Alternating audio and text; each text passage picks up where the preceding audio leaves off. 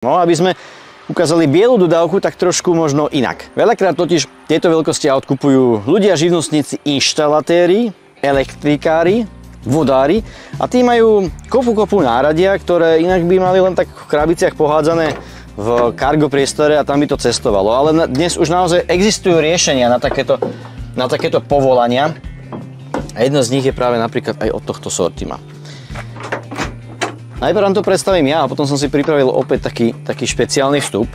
Toto je príklad toho, ako Sortimo vám vie auto vybaviť.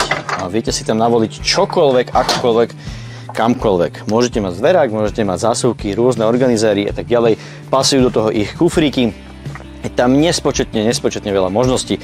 Moja najobľúbenejšia časť je práve takáto kolanička, kde si nastávate kufríky s náradím, pricapíte a nič vám nebude lietať. Takže úplne super, ja by som si to fakt vedel podľa seba nakonfigurovať, i keď by som to nepotreboval a nemám až toľko náradia. Čo však musím trošičku skritizovať, ja viem, že je to štandard pri týchto veľkostiach aut, ale dvere sa otvárajú stále iba do 180 stupňového uhla.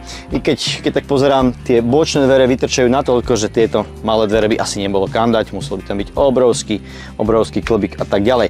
No a čo na takúto zástavbu hovoria profíci, tak pozrite si, čo mi povedal môj kamarát. No a ideme k tomu zaujímavejšiemu. Sortimo zástavba. Mne, priznám sa, toto tak veľa nehovorí, takže som si zavolal na pomoc opäť kamaráta. Ľudí z fachu volám často do mojich videí. Tentokrát vedľa mňa stojí kamarát Dano Matoček. Ahoj. Ahoj. Z firmy Matsis. A ja dúfam, že to nedopletiem. Ty sa venuješ montáži bezpečnostných systémov, alarmov, kamier a pridružených ďalších služieb. Ako robíme kompletné slavoprúdové systémy, čo sa týka väčšinou na zabezpečenie objektu, ochrany objektov pred požiarmi, pred vlámaniami a celkovo ochrana majetku osôb.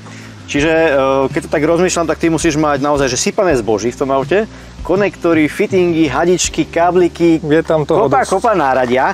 No a ja som tvoje auto teda nevidel, ale my sme sa bavili pred natáčaním, že niečo podobné máš aj ty, možno od inej firmy, respektíve nejakým spôsobom vyskladané. A mňa zaujímal práve tvoj názor na Sortimo. Ale ešte predtým sa ťa spýtam, ty si spravil pár kilometrov s týmto autom, s Nissanom Townstar. Máš aktuálne dve podobné auta spalovacej veľkosti, teda spalovacej pohonu, ale podobnej veľkosti.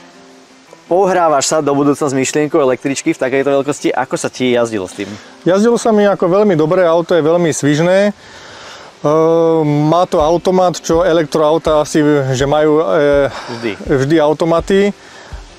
Začína sa mi páčiť tá myšlienka toho elektroauta, najmä aj z toho, že áno, človek si priplatí môže o niečo viac, ale potom neplatí na tie štandardné servisy, čo je pri spalovákoch, takže v konečnom dôsledku to auto môže byť výhodnejšie ako nejaký spalovák. A teda hlavne pokiaľ máš možnosť AC nabíjania, ty máš firmu vlastne doma, čiže nabíjaš sa doma. Takisto my sme sa bavili, že ak ideš niekedy na montáž, tak teoreticky veľakrát máš možnosť sa pripojiť na hodinku alebo tak na... Presne tak, keď ideme na nejaké stavby, tam to je komplikovanejšie, ale v rámci Bratislavy administratívne ako budovy, obytné ako budovy väčšinou sú už ako vybavené takýmito nabíjačkami, takže tam problém nevidím. Čiže nie je to profesia, že by si išiel niekam 400 km, musel byť na záťah jeden, potom by si nevedel nabiť a potom zase 500 späť, ale vedel by si prituciavať, tak povediať. Určite áno, takýchto výjazdov konkrétne naša firma má málo, že ideme nejakých 300 km preč. Po väčšine je to ako do tých 200-250 km a keď už ideme 200-250 km, tak tam určite strávime pol dňa, ak nie celý deň, tak tam sa to nabída. Vieš využívať kľudne aj 230 V zásuvku. No a poďme naozaj k tej zástavbe, k tomu Sortimu. Ja som si ako prvé, keď som si auto prevzal, všimol ten strešný nosič, takže automaticky tam putoval domáci rebrík, taký ten dlhý. Toto je asi funkcia, ktorú predpokladám používaš aj na svojom aute. Áno, je to úplný štandard, aj pre tieto auta, tieto profesie bez rebríku sa ako nezaobídu, takže ten strešný nosič je určite ako potrebný.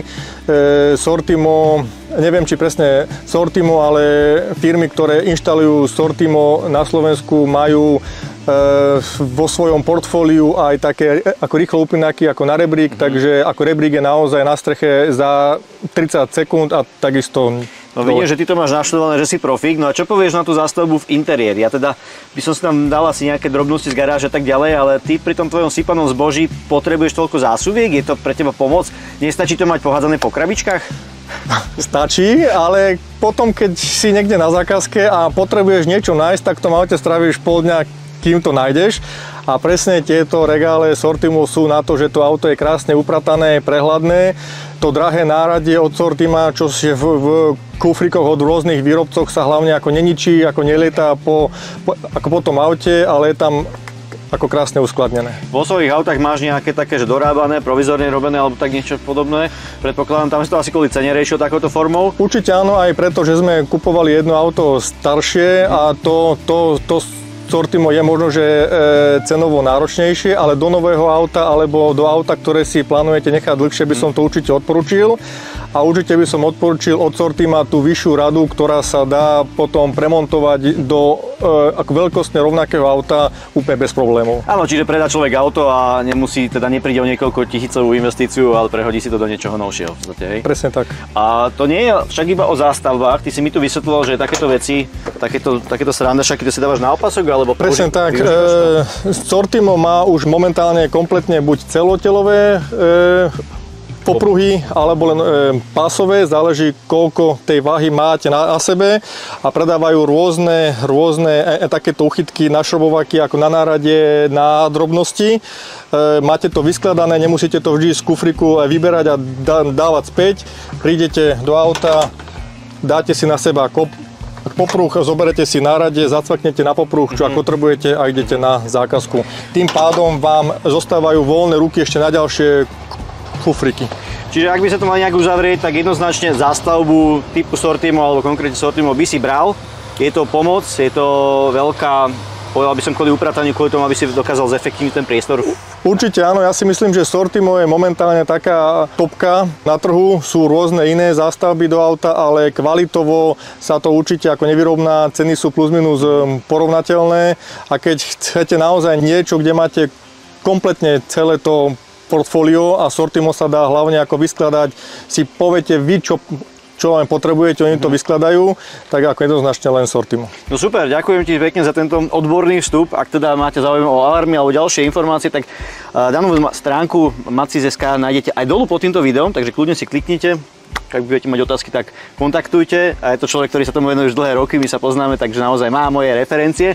Ďakujem ti za túto súvku, no a verím, že sa nevidíme posledný krát pri niečom podobnom a že o pár rokov možno budeme riešiť kúpu nového elektrického auta k tebe do firmy. Tak, budem rád. Takže to boli slova odborníka na slovo vzatého, elektrikára. Ten si takéto niečo pochvaľoval vo svojom aute. Má niečo podobné, ale iba homemade, pretože to nie je úplne lacné.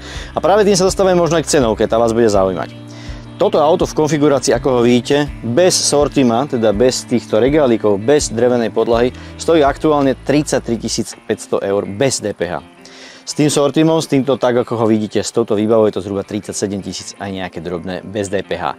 Čo nie je úplne málo, lenže na Slovensku síce jediná výhoda, ale predsa zrýchlený odpis a na druhú stranu, ak jazdíte 300 km denne alebo do 300 km, nabijete sa doma, máte kopu náradia, máte kopu roboty, a viete sa možno občas niekde pricucnúť v prípade potreby na tých 22 kW, tak ja vám garantujem, že existuje tabuľka a vzorce, ktoré vám dajú výpočet, že vám to vychádza. Pochváliť musím okrem teda tejto fantastickej zástavby plastovú časť nárazníka aj v týchto miestach, takže čokoľvek nakladáte, žiadne ošúchané laky, nič podobné, toto by išlo prvé do keľu. Zo spodu máme rezervu, áno, dnes už sa veľmi nedávajú ani na dodávky, ale máme tu poctivú rezervu. Pozriem sa, je to plnohodnotná rezerva, takže úplne bez obmedzení, perfektné. Zároveň nemusíte teda demontovať žiadnu súpravu, máte to zo spodu prístupné a nezaberá vám to cargo priestor v interiéri. Myslím si, že skvelé. No a ešte posledná informácia z exteriéru. Ten strešný nosič, na ktorý som si dal môj rebríček, tak ten má nosnosť 100 kg, respektíve strecha 100 kg. Čiže preto sú tam 3 priečky a viete tam toho nakladať naozaj hocikoľko. Nie ste elektrikár? Nevadí. Vodári tam môžu dať takto 3-metrové trúbky, PVCčka a hocičo a viem si predstaviť, že toto auto naozaj poslúži mnohým profesiám. Ale dnes máme večer, dnes už je po šichte, takže toto si môžeme spratať. Mimochodom, ak nerátam veci, ktoré sú uložené v tých zásuvkách, rôzne doplnky, šrobiky, sťahovacie pásky, tak tu nič nerezonuje. Naozaj len veci, ktoré máte naložené v zásuvkách, ktoré sú mimochodom fakt veľmi dobre zaaretované. A máme plastový diel, tuto máme napevno a na druhej strane máme aj zásuvky, ktoré majú aj takto svoje polohy zaaretované s pogumovaným vnútrom, mäkkým, čiže v tomto úplne super.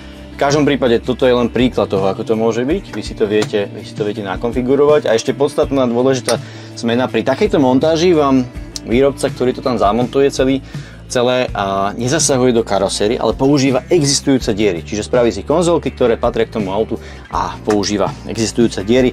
Takisto dodáva túto podlahu. Takže asi toľko. No, môžeme sa ešte pozrieť z boku. Ešte jedna druhá dôležitá informácia ku kamere. Aj pochvala, aj kritika. Auto má 360 stupňové pohľady, teda 360 stupňovú kameru. Zadná kamera je v týchto priestoroch. Avšak ja považujem za trošku premárnenú príležitosť, že keď už som výrobca dal tie 4 kamery, prečo ich nedal kvalitnejšie? Obraz je skutočne mizerný. A to je jeden z dôvodov, prečo by som možno ja nešiel do výbavy Tecna ako toto auto, ale zvolil si N-Connect a prípadne ešte tú nižšiu. Ďalší príklad toho sortima z týchto strán, toto je to, čo som hovoril, takéto veci vám tam vedia hrkať, ale inak nie, je to presne vypočítané, aby to tu do ničoho nenabúravalo a je to vlastne kompatibilné s týmito kufríkmi. Kto sleduje sortimo, kto sleduje tieto veci, tak bude vedieť, o čom hovorím. V týchto miestach vidieť to ukotvenie, je to veľmi fajn, zároveň tu ešte dostal priestor, takže myslím si, že celkom fajn.